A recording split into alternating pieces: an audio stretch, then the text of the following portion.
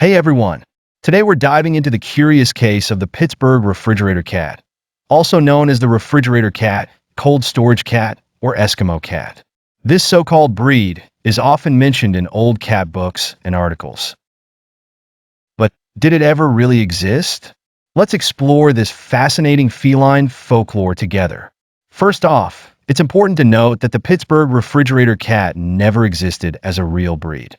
Reports often describe them as thick-furred, but these descriptions were actually based on pink-eyed albino cats. Newspapers claimed these cats loved the cold, were sensitive to light, and could suffer from heat exhaustion or fits at normal temperatures.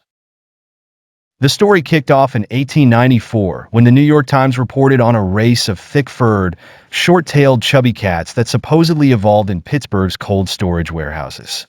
These cats were said to suffer heat exhaustion if taken from the cold and placed near a warm stove.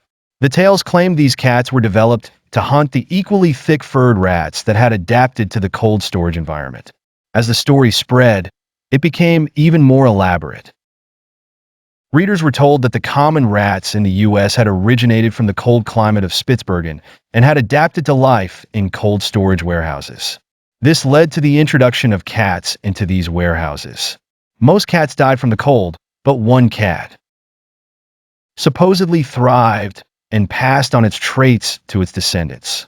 In 1895, the Pittsburgh Dispatch added more details. They claimed a cold-loving cat was often found sleeping on the frosty cooling pipes in a storage house. Interestingly, they also noted that the cold seemed to rejuvenate the cats, making old cats as playful as kittens. This version of the story was widely circulated and gained even more traction. A month later, the Cincinnati Enquirer published a story from an anonymous traveler, claiming that a thick-furred cat was found and bred in a warehouse, resulting in a distinct breed of cold storage cats with fur as thick as a muskrat's. These cats allegedly couldn't survive in warm climates. Respected British naturalist Richard Lydecker seemed to believe the tale. In 1895, he published an article giving credibility to the story of the refrigerator cat, describing them as short-tailed and chubby, with unusually long whiskers to navigate the dimly lit storage warehouses. However, the story was debunked as early as June 1895. The Salt Lake Tribune and other papers clarified that the tale was exaggerated. The American Naturalist noted that reputable journals had reprinted the story without verifying it. Alice Boddington, after investigating, found that while a cat did give birth in a cold storage room, the dramatic claims were false. The change in environment simply made the cats grow thicker fur, much like how animals adapt to seasonal changes. Despite being debunked, the story persisted. In 1901, the Pittsburgh Chronicle-Telegraph revived the tale, connecting it to a new cold storage depot in Manila, Philippines.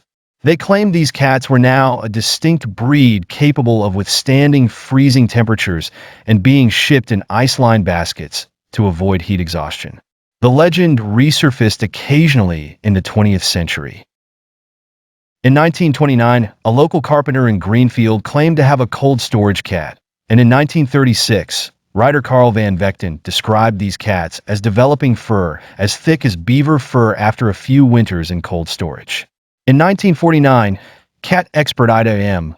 Mellon investigated and found the truth. She interviewed people familiar with the 1890s cats and discovered that the cats were albinos, not blue-eyed white cats. This tale is a great example of how folklore can evolve and captivate people's imaginations over time. Goodbye for now, and don't forget to stay curious.